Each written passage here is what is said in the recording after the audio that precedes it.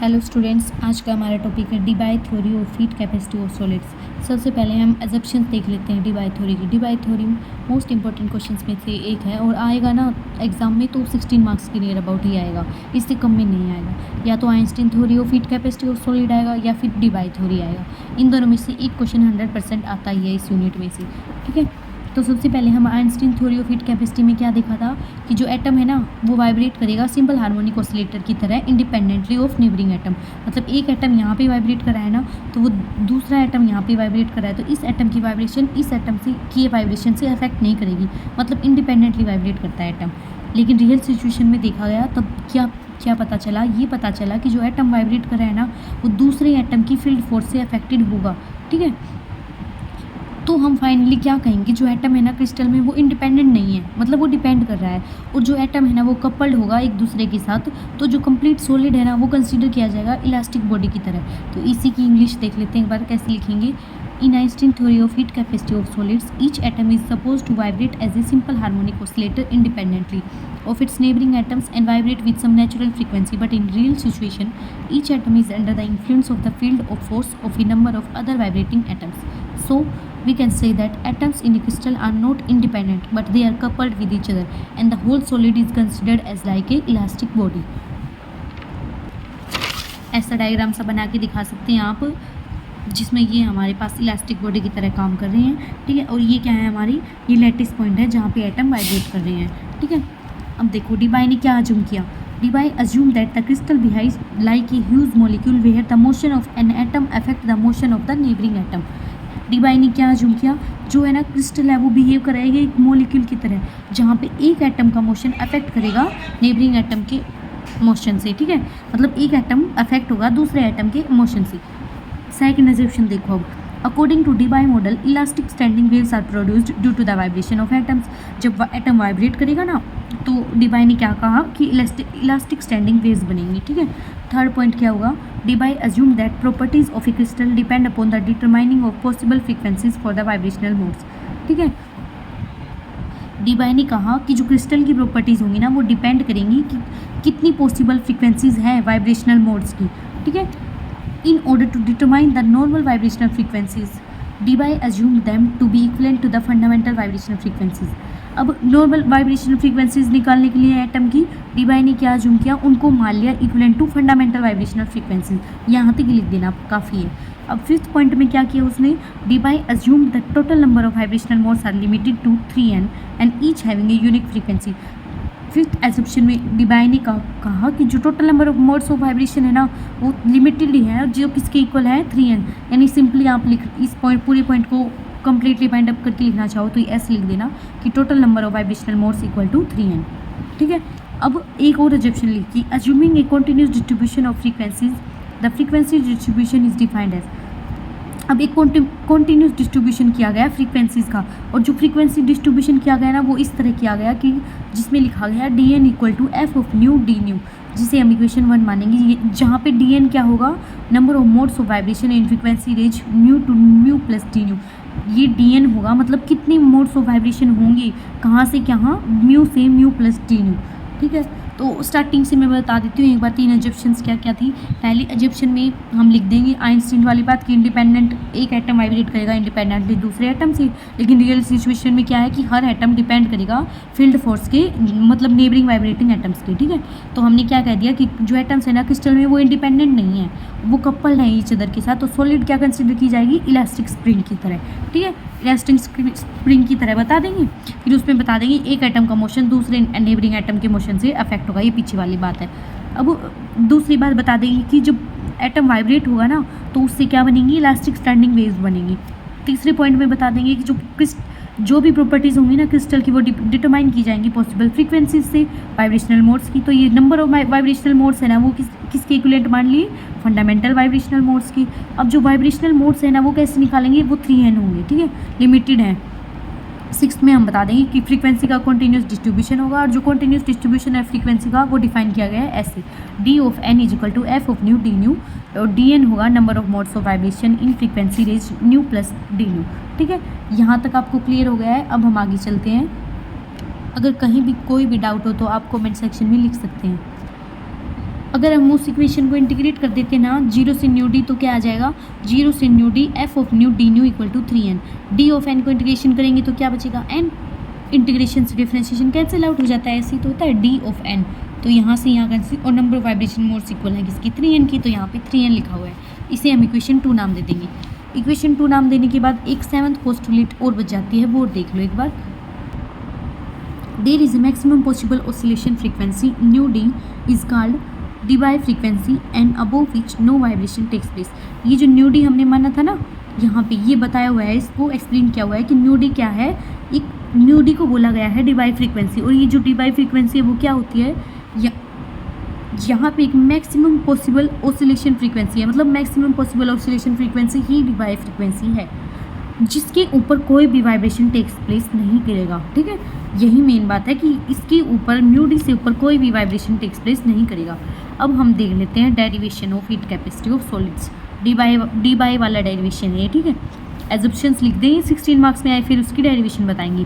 Derivation काफ़ी lengthy है, काफ़ी कॉम्प्लिकेटेड स्टेप्स है, यहाँ पे काफ़ी स्टेप्स ऐसे आएंगे जो आपको मतलब याद ही करने होंगे, उनका कोई सोल्यूशन नहीं है कि हम बता देंगे ये कैसे आया। लगभग पॉइंट यहाँ पे याद करने के होते हैं। स्टैटिस्टिकल थर्मोडायनेमिक्स में कुछ पॉइंट है जो डायरेक्ट ही होंगे, तो देखो डायरेक्ट यूज़ करेंगे हम उन्हें आगे चल के। The partition function for Debye oscillator is, सबसे पहले हमें स्टार्टिंग कहाँ से होगी ये याद रखनी होती है डेरिवेशन में। The partition function for Debye oscillator is Q equal to, यहाँ पे कैपिटल क्यू मानना है और यहाँ पे स्मॉल क्यू है। ठीक है, तो क्यू म्यू वन की power F mu one, Q into mu two की power F mu two, into Q mu three की power F mu three, and so on mu D तक। ठीक है, इसे हम इक्वेशन 3 मान लेंगे। ये हमें याद रखनी है कि हमारी डेरिवेशन की स्टार्टिंग कहाँ से होगी। तब taking log on both side, तो एल एन क्यू, यहाँ पे एल एन आ जाएगा, L N A into B, ये ऐसे चल रहा है।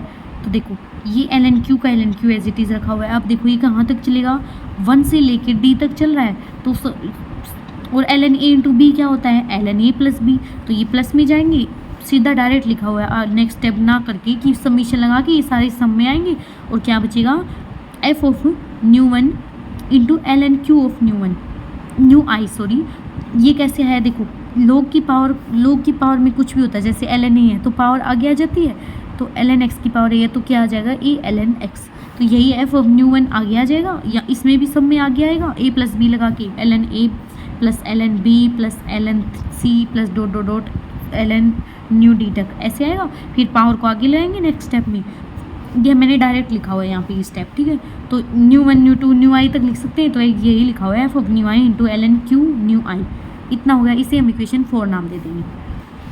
इक्वेशन 4 नाम देने के बाद हम क्या लिखेंगे, देखो D by system has made upper limit that is mu D, so summation is replaced by integration.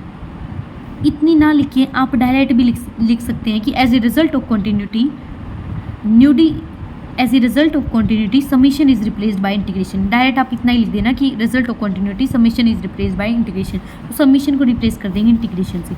तो इक्वेशन 4 को हम कैसे लिख देंगे, एल एन क्यू समीशन की जगह इंटीग्रेशन 0 से nu D F of nu I L N Q of nu I D nu, equation 5 नाम दे देंगे। ठीक है, अब देखो यहाँ पे जो क्यू ऑफ यू क्या है, पार्टीशन फंक्शन है ऑसिलेटर का। ठीक है, और जो कैपिटल क्यू है वो याद रखना है क्या है, पार्टीशन फंक्शन है डिबाई ऑसिलेटर का, और ये है पार्टीशन फंक्शन ऑसिलेटर का, वो डिबाई वाले का है, ये सिंपल ऑसिलेटर का है। ठीक है, अब देखो हमें पता है, हमने पहले पढ़ा हुआ है कि vibration partition function harmonic oscillator का क्या होता है, Q vibration equal to E raise to power minus theta vibration by 2t upon 1 minus E raise to power minus theta vibration by T. ये याद रखना है, जब ground state energy not neglected वाला केस है ये, क्योंकि काफ़ी जगह नेग्लेक्टेड वाला भी लिया हुआ है, तो ये मेन स्टेप होते हैं जो हमें मतलब याद नहीं रहते कि क्यू वाइब्रेशन की जगह कौन सी वैल्यू रखनी है, तो नोट नेग्लेक्टेड वाली लिखनी है। ठीक है, इसे हम इक्वेशन 6 नाम दे देंगे। अब देखो आगे क्या होगा, now Debye use Rayleigh and Jeans relation for the distribution of frequency function. अब डिबाई ने डायरेक्ट यूज़ कर लिया रेली और जीन्स का रिलेशन, जो हमें याद ही करना है, चाहे आप उन पॉइंटों को लिख लेना कि लर्न जो याद करने होंगे डेरिवेशन में। F of nu D nu equal to C nu का स्क्वायर डी न्यू, ये हमें याद करना है। इसमें नाम दे देंगे इक्वेशन 7। अब यहाँ पे सी क्या है, सी होगा कांस्टेंट, और ये डिटरमाइन किया जाएगा रिस्ट्रिक्शन से, इतना ही बता देना आप, सी क्या होगा कांस्टेंट। इक्वेशन 7 नाम दे दिया। अब इस इक्वेशन 7 को इंटीग्रेट करेंगे बोथ साइड 0 से न्यू डी, तो इंटीग्रेट करने के बाद क्या आएगा, इंटीग्रेशन 0 से nu D F of nu D nu, और यहाँ पे क्या था देखो हमारी इक्वेशन क्या थी 7 F of nu D nu equal to C nu का स्क्वायर डी न्यू, यही तो थी। तो इसको तो इंटीग्रेट कर दिया 0 से न्यू डी ये वाली टर्म, अब इसको इंटीग्रेट करेंगे, सोल्व करेंगे इसको, देखो 0 से न्यू डी सी न्यू का स्क्वायर डी न्यू। अब सोल्व कैसे करेंगे, सी तो कांस्टेंट है बाहर आ जाएगा, तो न्यू का स्क्वायर की इंटीग्रेशन क्या होगी, जो भी इंटीग्रेशन की मतलब पावर होती है ना उसमें एक ऐड कर देते हैं और पावर में ऐड किया हुआ ही नीचे रखते हैं। तो न्यू की पावर 2 है, न्यू के रिस्पेक्ट में ही इंटीग्रेशन करना है, तो न्यू की पावर 2 + 1 अपॉन 2 + 1 यानी 3, तो सी न्यू की पावर 3 अपॉन 3 इतना आ गया। तो देखो ये हमारी वैल्यू आ गई कि इंटीग्रेशन 0 से nu D F of nu D nu आ गया सी न्यू डी का क्यूब अपॉन 3, इसे हम इक्वेशन 8 रख देंगे। अब हमारी इक्वेशन 8 आ गई है, और हमारी इक्वेशन 2 क्या थी हमारे पास, आपको याद हो इक्वेशन 2 थी हमारी, देखो मैं दिखाती हूँ यहाँ पे ये वाली, कि 0 से nu D F of nu D nu था 3n, इक्वेशन 2 थी। तो अब देखो अब कंपेयर कर देंगे इक्वेशन 8 को, ये भी तो यही है, दोनों की लेफ्ट हैंड साइड इक्वल है तो right hand side automatically equal हो जाएंगे। तो इक्वेशन कंपेयर कर देंगे इक्वेशन 8 एंड इक्वेशन 2 को, तो जिससे हमें इसकी वैल्यू किसकी इक्वल आ जाएगी 3n की। याद रखना है ये क्यों कंपेयर कर रहे हैं, अगर आपको याद भी ना रहे कंपेयर करना है तो हमें याद रखना होगा कि c की वैल्यू निकालनी है, और c की वैल्यू तभी निकलेगी जब हम दोनों इक्वेशन को कंपेयर करेंगे। तो c की वैल्यू निकल जाएगी इससे कि c की वैल्यू आ गई 9n अपॉन न्यू डी का क्यूब। तो इक्वेशन 7 को हम लिख सकते हैं। अब देखो c की वैल्यू आ गई है, और इक्वेशन 7 क्या थी हमारी, f of nu D nu Rayleigh Jeans वाला relation equal to C nu square D nu था, तो C nu square D nu, तो c की जगह हम ये रख देंगे और nu square D nu as it is, तो ये हमारी इक्वेशन 9 नाम दे देंगे। अब by putting equation 9 and 6, equation 9 ये वाली और 6 कौन सी है, vibration partition function not neglected वाली ग्राउंड स्टेट एनर्जी, ये वाली इक्वेशन देखो मैं आपको दिखाती हूँ जूम करके।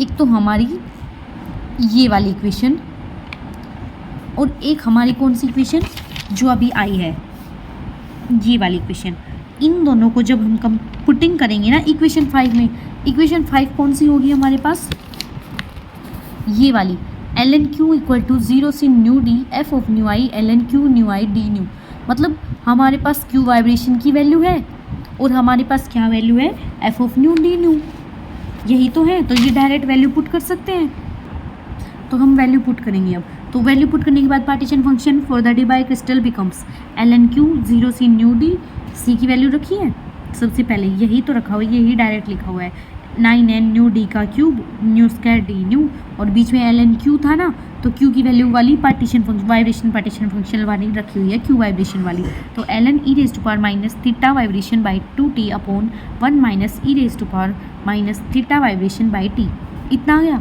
अब देखो ये क्या दिख रहा है हमें ln a बाई b, तो ln a बाई b क्या होता है ln a minus ln b।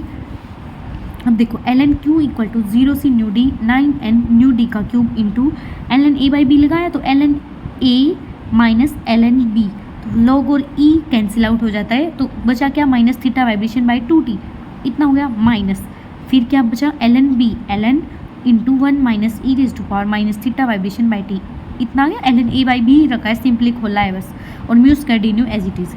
अब जो मैंने बताया था थीटा वाइब्रेशन की वैल्यू रखी है ये वाली है। अब हमें एक और भी पता होता है कि थीटा वाइब्रेशन की वैल्यू क्या होती है, एच न्यू बाई के होती है, तो ये जो थीटा वाइब्रेशन आया ना उसकी जगह रख देंगे एच न्यू बाई के, तो एच न्यू बाई के रखा, बाकी सारी टर्म एज इट इज़ है, यहाँ पे था जहाँ जहाँ पे है वहाँ पे रख देना, ठीक है। एच न्यू बाई के हो गया। अब कंप्लीट टर्म में थीटा नहीं है, देखो थीटा एलिमिनेट हो गया है, तो अब क्या बचा हमारे पास सोल्व करने के बाद ln q equal to minus 9nh upon nu D का क्यूब 2kt, मतलब जो कॉमन है कॉन्स्टेंट टर्म वो बाहर लेनी है, ठीक है। तो अब देखो ये वाली टर्म और सॉरी ये वाली नहीं है, ये तो न्यू में है ना, न्यू में तो डिफरेंशिएशन ही है, ये वाली टर्म कांस्टेंट है 9n nu D cube 9n nu D cube, new D वाला कांस्टेंट है, अकेला न्यू वाला कांस्टेंट नहीं है, ये याद रखना आपको, और 2kt भी कांस्टेंट है, ठीक है, h भी कांस्टेंट है, तो यही वैल्यू बाहर है, और अंदर फिर इसकी मल्टीप्लाई यहाँ पे होगी, इसकी यहाँ पे भी होगी, दोनों टर्म्स मल्टीप्लाई होगी ना, ये यहाँ पे भी जाएगा मल्टीप्लाई में और ये यहाँ पे भी जाएगा, ठीक है। तो यहाँ पे बचा न्यू स्क्वायर डी न्यू ये है, और एक न्यू यहाँ पे है, तो न्यू क्यूब डी न्यू, ठीक है, माइनस ये अंदर यहाँ पे भी मल्टीप्लाई होगा और ये भी होगा, तो ये तीनों मल्टीप्लाई करने के बाद ये आया हुआ है। इस टर्म को हमें एज इट इज़ रखना है, ठीक है। अब देखो ln क्यू इक्वल टू, अब इसे सोल्व करेंगे तो न्यू क्यूब की पावर 3 है, तो इंटीग्रेशन में क्या होता है, पावर में एक जोड़ते हैं और नीचे भी एक जोड़ा हुआ लिख देते हैं, तो न्यू की पावर 4/4 हो जाएगा, ये वैल्यू आ जाएगी न्यू की पावर 4/4। फिर हमें लिमिट रखनी होगी 0 से न्यू डी, तो upper limit minus lower limit होता है, तो अपर लिमिट क्या होगा, न्यू डी की पावर 4/4 माइनस 0 है नीचे, तो लोअर लिमिट तो 0 हो जाएगा, तो ये बचा पावर 4 वाला। अब देखो 3 से 4 पावर है और नीचे 3 है, तो 3 से 3 तो कैंसिल आउट हो जाएंगी, बचेगी 1 पावर न्यू डी, बाकी टर्म एज इट इज़ लिखी हुई है, ठीक है। अब देखो कटने के बाद हमने जो टर्म बची वो लिख दी हैं, ln Q equal to -9nh/8 kt nu D minus 9n/न्यू डी क्यूब इंटीग्रेशन 0 से nu D ln 1 minus e raise to power minus h/kt into nu square D nu. इसे हम इक्वेशन 11 नाम दे देंगे। अब ये जो इक्वेशन 11 आई ना, हमें इसका डिफ्रेंशिएशन करना है विद रिस्पेक्ट टू टी। अब मेन बात ये है, हमें कैसे याद रहेगा कि डिफ्रेंशिएशन करना है नेक्स्ट स्टेप में, तो हमें ऐसे याद रखना होगा कि हमें निकालनी है हीट कैपेसिटी। हीट कैपेसिटी क्या होती है, देखो डिफ्रेंशिएशन इंटरनल एनर्जी का अपॉन टेम्परेचर का एट कॉन्स्टेंट वॉल्यूम CV होता है, ठीक है, और CP minus CV equal to R होता है, तो हमें CV ही निकालना है, तो CV क्या होगा dν/dt एट कॉन्स्टेंट V। अब हमें यानी न्यू भी निकालना है, तो U कैसे निकालेगा, इंटरनल एनर्जी का फॉर्मूला होता है KT² d/dt ln Q, ठीक है, तो यानी हमें ln Q का ही तो डिफ्रेंशिएशन चाहिए है, तो पहले हम डिफ्रेंशिएशन निकाल लेंगे ln Q का और फिर डायरेक्ट इसमें रख देंगे, या पहले आप लिख लेना as we know that internal energy is this and we have to want this curl by curl T ln Q, तो डिफ्रेंशिएट अब वो equation with respect to T, ठीक है। तो डिफ्रेंशिएशन करने के बाद हमारे पास क्या आ जाएगा, कर्ल बाय कर्ल T इसका differentiation, curl by curl T इसका डिफ्रेंशिएशन, ठीक है। ये डिफ्रेंशिएशन लगाया हुआ है, कुछ नहीं किया हुआ। अब देखो जो जो कांस्टेंट है वो बाहर ले लो, सिर्फ टेम्परेचर ही बचेगा, बाकी सारी टर्म तो कांस्टेंट होंगी टेम्परेचर के रिस्पेक्ट में। तो 1/T का डिफ्रेंशिएशन क्या होगा, -1/T², ठीक है, एक माइनस बाहर भी है, तो ये माइनस माइनस आगे जाके कैंसिल आउट हो जाएंगी। अब देखो यहाँ पे डिफ्रेंशिएशन करना है लोग का, तो देखो लोग का डिफ्रेंशिएशन क्या होता है, लोग x का क्या होता है 1/x, तो ये लोग मान लो, ये पूरा x मान लो, तो लोग x का क्या होगा 1/x, तो यानी 1/1 minus e raise to power minus h/kt into differentiation of x, तो x का डिफ्रेंशिएशन, इसका डिफ्रेंशिएशन देखो 1 का तो 0 होगा डायरेक्टली, यानी बचा इस टर्म का डिफ्रेंशिएशन, तो e raise to power minus h/kt as it is into differentiation of minus h/kt, तो into minus h/k as it is into differentiation of curl by curl T into 1/T का, तो 1/T का differentiation होता है -1/T², ठीक है। काफ़ी लंबे स्टेप है, यहाँ पे गड़बड़ होने की काफ़ी चांसेस होंगे, आप ध्यान से डिफ्रेंशिएशन करना, ठीक है। तो -1/T² और ये एज इट इज़ रखा हुआ है म्यू स्क्वायर डी न्यू, सिर्फ हमने कुछ नहीं किया है, सिर्फ डिफ्रेंशिएशन खोला है, इंटीग्रेशन एज इट इज़ रखा हुआ है।